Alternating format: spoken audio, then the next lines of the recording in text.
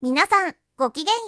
う。上川かおりんです。ヤフー知恵袋を見ていたら、下記の質問がありました。今回は、こちらの質問にお答えしたいと思います。それでは、早速行ってみましょう。質問1、なぜウクライナには美人が圧倒的に多いのですか？混血多いからと聞いたこともありますが、世界中に混血の人たちたくさんいますよね。なぜウクライナは美人が多いのですか？ 2022 年2月26日、質問2、ウクライナってなぜあんなに美人が多いのですか？今日まで仕事で半年間滞在していたのですが、本当に美人が多かったです。偶然では絶対ないですよね。もう本当にモデルさんみたいな人ばっかりで、衝撃を受けました。2020年4月5日ということなんですが、私はウクライナやロシアの方が非常に美しいというのは認めるんですが、なぜ美しいか、その理由を探れば、あまり楽しい話ではなく、どうもウクライナの綴られた歴史と関係があるように思えてなりません。つまり、多民族の混血が多いために、バランスの良い顔、スタイルになったという説が正しいのではないかということです。ウクライナには紀元前3万2000年から人が住んでいたと言われています。中世には東スラブ文化の中心地であり、キエフ大公国という強力な国家がウ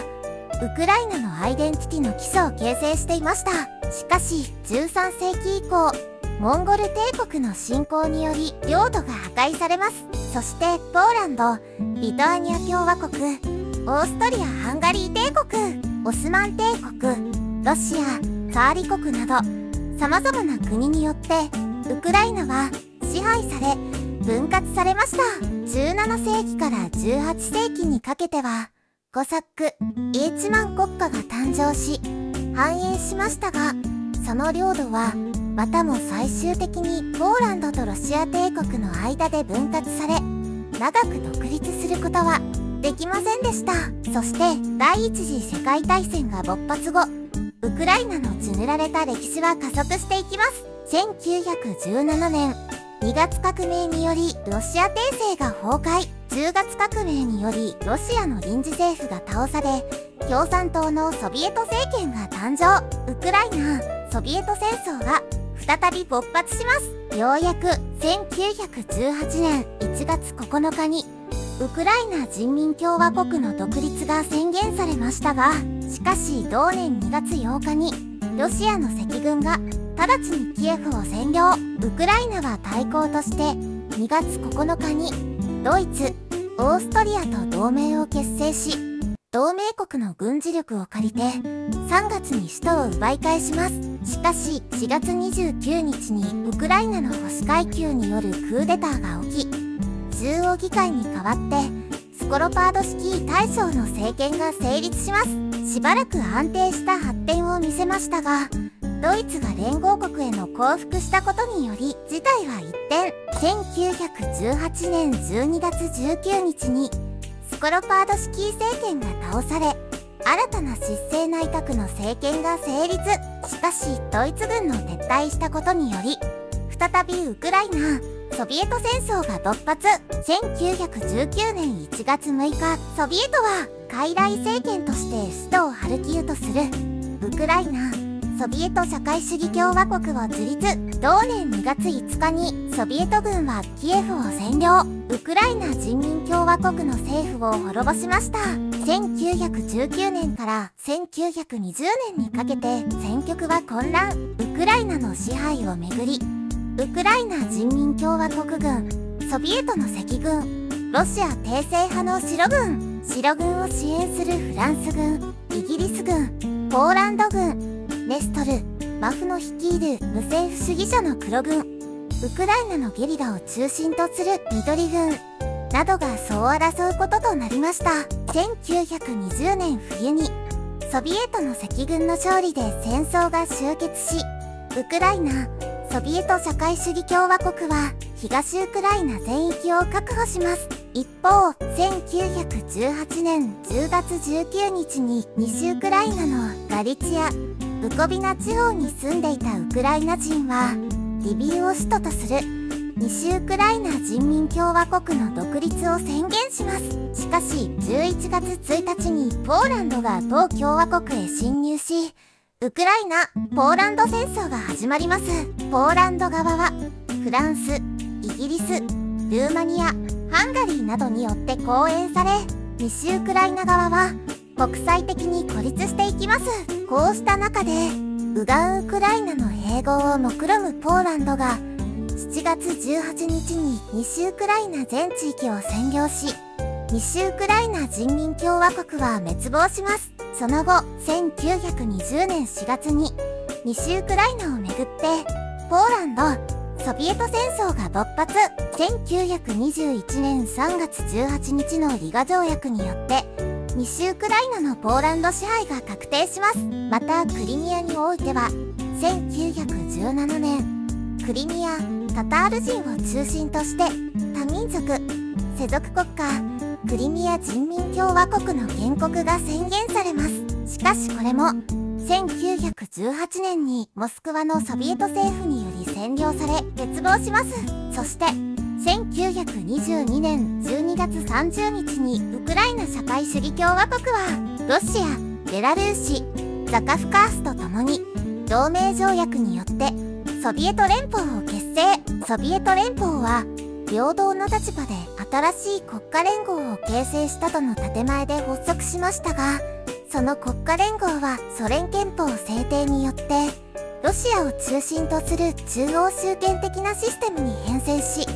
その他の独立共和国は、ロシアの自治共和国となり下がります。1923年から1933年にかけて、ソ連政府、共産党は、ウクライナでのソビエト政権を盤石なものにするために、ウクライナ化政策を実行します。ウクライナ語教育の普及や、政府書記官へのウクライナ人の採用などにより、政権とウクライナ人の間に存在した敵意をなくそうと画策します。しかし、1930年以降、党内からこの政策を厳しく批判する声が上がり、1933年にウクライナ化は、ウクライナ民族主義的変更として中止され、ウクライナ化を指導した政治家、知識人、文化人は逮捕、粛清され、ロシア化の時代が再び始まります。ソビエト連邦下のウクライナは、拙速な農業の集団化政策などにより、2度の大飢饉、1921年、1922年、1932年、1933年に見舞われます。後者は、ホロドモールと呼ばれ、2006年にウクライナ政府によって、ウクライナ人に対するジェノサイドと認定されるほどひどいものでした。アメリカ、カナダ、イタリアなどの欧米諸国では、正式にジェノサイドであると認定しています。推定で400万から1000万人が餓死したと言われています。この拙速な集団化政策は意図してなされたものであるという説が有力です。つまりこの背景には、レーニンやスターリンらによる農民への敵視政策、粛清がありました。共産党政府の取った土地の共有化をウクライナ農民が拒んだため、多くが農民であったウクライナ人の統治は共産党政府にとって障害となりました。そのため、一説によると、レーニン、スターリンらにとっては、ウクライナの農民の根絶が理想であったともされています。スターリンは、農民問題の解決は至急の課題であると明言。また、この時期に前後し、ウクライナでは、農民への懐柔政策と弾圧政策が交互に取られた結果、ウクライナ共産党幹部全員をはじめ、多くの人間が粛清されました。最終的には、ウクライナ語使用の制限など、弾圧政策が長く取られることになりました。大粛清はウクライナから始まり、1937年には、首相のパナース、リューブチェンコが自殺しています。一方、西ウクライナは、ポーランド、ルーマニア、チェコスロバキアによって分割されます。1921年から1939年にかけて、ポーランドはボルイーニ、ハルイチナー地方、ルーマニアはブコビナ地方、チェコスロバキアはザカルパッチャを支配しました。1939年8月23日にソ連とドイツは不可侵条約を締結し、東欧における独ソの勢力範囲を定めました。しかし、同年9月1日に始まったドイツのポーランド侵攻で第二次世界大戦が勃発。続いて9月17日にソビエト連邦のポーランド侵攻が行われました。その結果、ポーランドは分割され、ウクライナ人が多数派だった西ボルギーニ地方とガリツィア地方は、ウクライナ、ソビエト社会主義共和国 SSR に併合されました。ドイツがフランスを占領した後、1940年6月28日にソ連はルーマニアにベッサラビアと北ブコビナの割譲を要求しました。ルーマニアはこの要求をのみ、北ブコビナとベッサラビアはウクライナ SSR に併合されました。その後、北ブコビナと南ベッサラビアを除く地域にはモルドバ SSR が設置されました。1940年7月14日にソ連軍はバルト三国を占領。1941年6月1日までにドイツ軍はバルカン半島を支配下に置きます。独ソ両国は共通の国境と征服された地域を解放するために互いに攻め入る口実を得たのです。1940年12月18日、ナチスドイツはバルバロッサ作戦を秘密裏に決定し、1941年6月22日にソ連へ侵略しました。それに呼応してイタリア、ルーマニア、ハンガリーなどはドイツ側に組みして派兵など軍事的支援を行いました。独ソ戦は約4年間続き、ウクライナを中心とした地域で行われました。当初ウクライナ人はソビエト連邦共産党の支配からウクライナを解放してくれたドイツを支援しましたが、ドイツはウクライナの独立を承認せず、ソ連と同様の支配体制を敷いたため、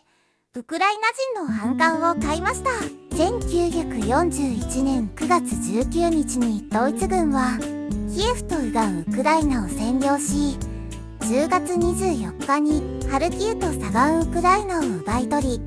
1942年7月までにクリミア半島とクバーニ地方を支配下に置きました。1943年2月、ソ連軍はスターリングラード攻防戦においてドイツ軍の侵攻を食い止め、同年8月にクルスクの戦いでドイツ軍から独ソ戦の主導権を奪いました。1943年11月6日にソ連はキエフを奪還。1944年5月にかけて右岸ウクライナとクリミアを奪還。同年8月にソ連軍は西ウクライナを完全に支配下に置き、ドイツが占領、枢軸国としていた東欧、中央諸国への侵攻を開始しました。1945年5月2日にソ連はドイツの首都ベルリンを陥落させ、5月8日にドイツ側の無条件降伏により独ソ戦が終結しました。ソ連側の勝利によってウクライナにおける共産党の支配が強化され、国際社会におけるソ連の役割が大きくなりました。ソ連軍が占領した東中欧諸国ではソ連の衛星国が樹立されました。第二次世界大戦においてウクライナはハリコフ攻防戦などの激戦地となり、莫大な損害を被りました。戦争の犠牲者は800万人から1400万人とされています。なお、日本の WW2 戦死者は310万人。ウクライナ人の間では5人に1人が戦死したことになります。バビ、ギャール大虐殺など、ナチス、ドイツによるホロコーストも行われ、ウクライナ系のユダヤ人やロマ人などの共同体は完全に破壊されました。ソ連政府はウクライナ在住のドイツ人やクリミア、タタール人などの追放を行いました。独ソ両軍の進退によってウクライナの地は荒れ果てたのです。700の市町と約2万800の村が全滅しました。独ソ戦中にウクライナ人は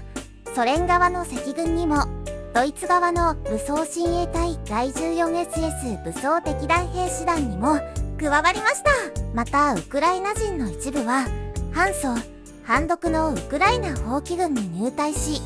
独立したウクライナのために戦いました。1956年のハンガリー動乱や1968年のクラハの春の際は、ウクライナで威嚇のための大軍事演習が行われたり、ウクライナを経由して東欧の衛星国へ戦車が出撃したりしています。1953年のスターリンの死後、大粛清の犠牲になった多くのウクライナ人の名誉回復がなされ、また徐々にウクライナ文化の再興が水面下で活発化しました。1954年に聞いたフルシチョフ政権により、クリミア半島クリム半島がロシアからウクライナに移管されました。これはポーランド、リトアニア共和国に対抗するために、ロシアとウクライナ、コサックの間で結ばれたプレヤスラフ条約締結300周年記念を祝うためでした。しかし、レオニード・ブレジネフ政権の停滞の時代になると、1972年にウクライナ人知識階級が大量に逮捕されるという事件が起こります。ソ連支配下のウクライナにおいて、大部分のウクライナ農民は、1970年代まで国家の社会保障を受けることもできないでいました。収穫の大部分は相変わらず国家によって搾取され、共産党の幹部たちは自らの特権階級としての地位を不動なものとします。非効率な計画経済、冷戦下における膨大な軍事費、科学技術費はウクライナの近代化を進めたとはいえ、人々の生活は一向に改善する気配がありませんでした。政治の腐敗、経済的矛盾は深刻化していったにもかかわらず、隠蔽され続けました。1986年4月26日、チェルノブイリ原子力発電所事故が発生し、国内外に大きな被害が及びました。ウクライナ国内にあたる地域には220万人ほどが住んでいました。事故後、汚染地域の外にスラブチッチという町が作られ、かつて原発で働いていた者たちなどを住まわせました。国際原子力機関 IAEA と世界保健機関 WHO によって行われた調査によって明らかにされたことによると、この事故により直接的に56名が亡くなり、それ以外にもこの事故を原因とするがんによって4000名ほどが亡くなったと言われています。ソ連はミハイル・ゴルバチョフ政権下でペレストロイカの時代を迎えて、ウクライナではパレブドーバと呼ばれる改革・解放を求める運動が起きました。1960年代頃から民族文化運動を続けてきたウクライナ人文学者たちは、ウクライナ語の解放・普及を訴えました。ソビエト政府によってその存在を否定され、弾圧され続けてきたウクライナカトリックは水面下で根強く活動を続け、ローマ教皇ヨハネ・パウロ2世の強い励ましを受けました。そしてついに1989年、ウクライナ語の公用化、ユニエイトの公認化が実現しました。東欧における民主革命の成功も受けて、ウクライナ民族運動は最高潮に達していきます。1989年9月、サッカ連盟などを中心に民族主義大衆組織、ペレストロイカのための人民運動を通称、ルフが結成されます。1990年1月22日、1918年の中央議会によるウクライナ独立宣言の日にルフの呼びかけで、大勢のウクライナ人は手と手をつないで長い人間の鎖を作り上げました。3月には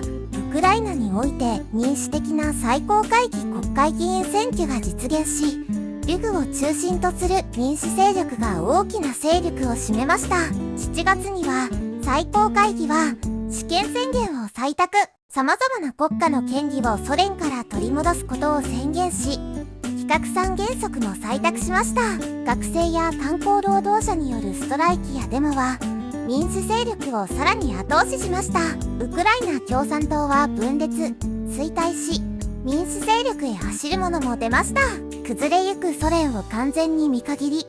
8月24日に最高会議はウクライナの独立を宣言。国名からソビエト社会主義共和国を削除しました。12月の国民投票によっても圧倒的に独立が支持され、これにはウクライナ国内の多くのロシア人も支持しました。レオニード・クラフツクがウクライナ初代大統領に選ばれました。1917年の独立革命の挫折以来、幾多の試練を乗り越えてついにウクライナの独立は達成されたのです。1991年、ソビエト連邦の崩壊に伴い、ソビエト最高会議の下から独立して新たな国家、ウクライナとなり、独立国家共同体の創立メンバーの一員となりました。独立ウクライナは、旧ウクライナ人民共和国の中枢機関であったウクライナ中央議会の正当な後継者であるということを意識し、国旗や国章のトルイズーブ三つ股の矛などは同共和国時代のものが採用されました。この独立をもってウクライナはキエフ・ルーシ崩壊以降ウクライナ史上最大の領土を手に入れました。しかし2004年大統領選挙の混乱からオレンジ革命が起き、第3回投票で勝利したユシチェンコが2005年1月大統領に就任。2005年3月、ロシア側より天然ガスの料金を国際的な市場価格に合わせて、それまでの優遇価格より倍以上に引き上げる要求があり、両国が対立。2006年にかけて欧州各国を巻き込んだ騒動となりました。ロシア・ウクライナガス紛争。その後、野党勢力により内閣不信任案が可決。2006年6月22日、ウクライナ最高議会選において、ユシチェンコ大統領派の与党を、我らのウクライナが惨敗。これを受けて、ティモセンコ率いるティモセンコ連合と、我らのウクライナ及びウクライナ社会党の3政党は、議会多数派を組む合意が成立。しかしその後は、人事をめぐり議論は紛糾。参政党間の亀裂は深まっていきます。議会選挙で最大勢力となった地域党が議場を封鎖する間に、社会党は連合を離脱。地域党、ウクライナ共産党の支持を受け、社会党党首モロスが最高会議議長に就任しました。その後、この3党は議会多数派の合意書に調印。大統領に対し、地域党党首ヤヌコービチの首相指名を提案。この結果、8月にヤヌコービチ内閣が成立。しかし、大統領との権限争いで議会も分裂し、両派の妥協の産物として最高会議は解散。2007年9月30日に臨時最高会議選挙が行われました。12月、ティモセンコ連合と我らのウクライナが連合する形でティモセンコ内閣が発足。2010年大統領選挙にてヤヌコービチとティモセンコが激突。決選投票の結果、ヤヌコービチが勝利し、ウクライナは再び親ロ派に率いられることとなりました。2013年11月にヤヌコービチ政権が欧州連合 EU との政治・貿易協定の調印を見送ったことで、親欧米派や民族主義政党全ウクライナ連合、自由などの野党勢力などによる反政府運動が勃発。2014年1月後半より、抗議者の中に右派セクターなどの武力抵抗を辞さないとする立場のグループが現れ、これを制圧しようとする治安部隊との衝突が発生。双方に死者が出ました。2月22日にヤヌコービチ大統領が行方をくらませたことを受け、ベルホーブナラーダ最高議会にて親ロ派政党の地域党と共産党を含む議会内全会派がヤヌコービチの大統領解任と大統領選挙の繰り上げ実施を決議し、オレクサンドル・トゥルチノフ大統領代行とアルセニー・ヤツエニク首相がベルホーブナラーダにおいて承認され、新政権が発足しました。2014年ウクライナ騒乱。親ロ派のヤヌコービッチ政権が崩壊したことを理由とし、3月1日にロシア上院がクリミアへの軍事介入を承認。ロシアのウラジーミル・プーチン大統領は、ウクライナの極民族主義勢力からクリミア半島内のロシア語話者及びロシア系住民を保護するとの名目で本格的に軍事介入を開始しました。ロシアは当初否定していましたが、2月後半の時点から現地クリミア住民による自警団に寄贈させたロシア軍部隊をクリミア全土に進軍させており、西側メディアは国章をつけていない軍服を着てバラクラバで覆面した兵士たちをロシア軍部隊と見られる謎の武装集団として報道しました。このロシアの侵攻に対してウクライナ新政権と親欧米派の住民は侵略であるとして強く反発した一方、クリミア自治共和国及びセバストポリ特別市のロシア系住民の中にはこれを歓迎する者も少なくなく、ウクライナ国内法を無視する形でクリミア自治共和国最高会議議会とセバストポリ市議会は3月11日にクリミア独立宣言を採択し、3月16日にウクライナからの独立とロシアへの編入を問う住民投票をウクライナ国内法に違反する形で実施しました。そもそも他国軍が展開する中という状況下に加え、様々な違法行為、投票率と投票結果への改ざんが指摘されています。同結果を根拠に、翌17日にウクライナからのクリミア共和国の独立とロシアへの編入を求める決議を採択しました。ロシアのプーチン大統領は同日中にクリミア共和国の主権を承認した上で、翌18日中にクリミアのロシアへの編入要請受諾を表明し、クリミアのアクショノフ首相と共に編入に関する国家間条約に署名しました。ロシアによるクリミアの併合、5月12日にはドネツィク州、ルガンスク州において同地の独立を宣言する勢力が現れました。欧米諸国や日本はこれらロシアの動きが国際法違反の侵略であり、ウクライナからのクリミアの独立とロシアへの編入は無効であるとしてロシアへの制裁を実施しました。2014年クリミア危機、2014年3月以降、ウクライナ東部、南部、特にドネツィク州、ハルキウ州、ルハンシク州、オデッサ州において反政府派と政府側との間で衝突が発生し、親ロ的な分離独立派の武装勢力が州庁舎や警察機関などを占領しました。その際、イゴール、ガーキンなどロシアの特殊部隊の兵の参加が複数確認されていることから、これらの衝突は一般のウクライナ国民による自発的反乱とみなすのは難しく、実際に2014年4月以降、政府側がこのようなロシアの支援を受ける武装勢力をテロリストとみなし、軍事行動を伴う反テロ作戦を開始することとなりました。以降、分離武装勢力もロシアから流入したとみなされている兵器を用いて政府側軍用機を撃墜するなど、事実上の戦争状態が続いています。なお、日本を含む欧米諸国及びウクライナは衛星写真や各報道などを根拠に武装勢力にロシアからの兵の投入、戦闘員と兵器と武器供与の支援があるとして非難を続けているが、一方でロシアは自国民があくまで自発的に戦闘に参加しているだけであり、ロシア連邦軍の直接侵攻は否定し続けており、両者間の意見の対立が続いていました。2014年6月に大統領選挙によって選ばれたペトロ・ポロシェンコが大統領に就任以降も引き続き、東ウクライナでは親欧米の政権側と親ロの分離独立派による戦闘が続いており、一時的にウクライナ政権側と分離独立派、ロシア、ドイツ、フランスによる一時停戦案が結ばれるも、すぐに政府軍による反テロ作戦が再開され、各地で市街戦を含む戦闘が行われ、多数の民間人が犠牲となっています。9月5日にはベラルーシのミンスクでロシア、ウクライナ、OSCE、分離独立派の代表者によって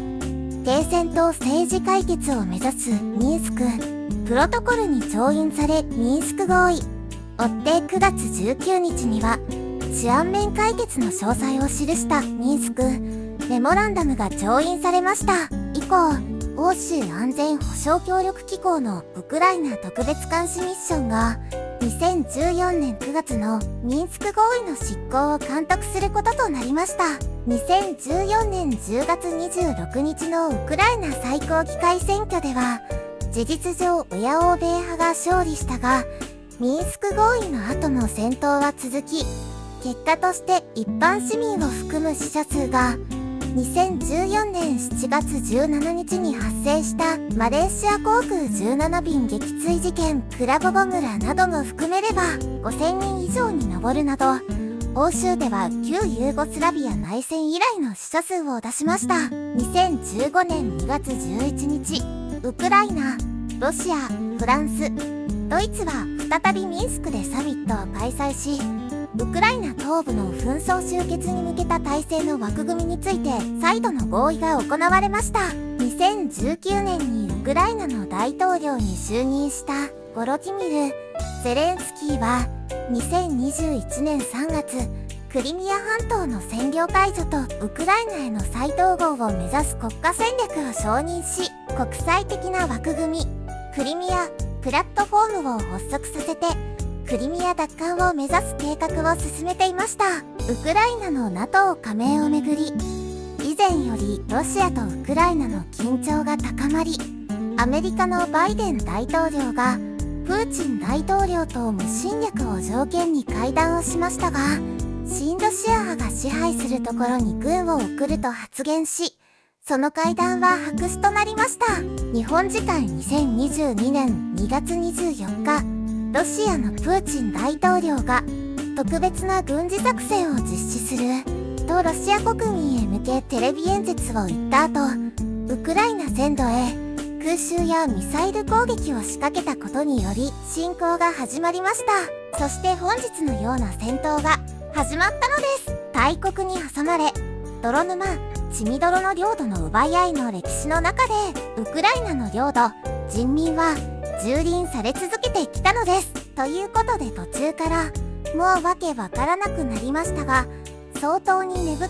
禍根が渦巻いており、他国が口を挟める領域ではないことは理解できました。ただ21世紀のこの時代に血で血を洗うような戦国時代に逆戻りすることだけはならないようになることを希望しております。ウクライナに平和を祈願しております。以上です。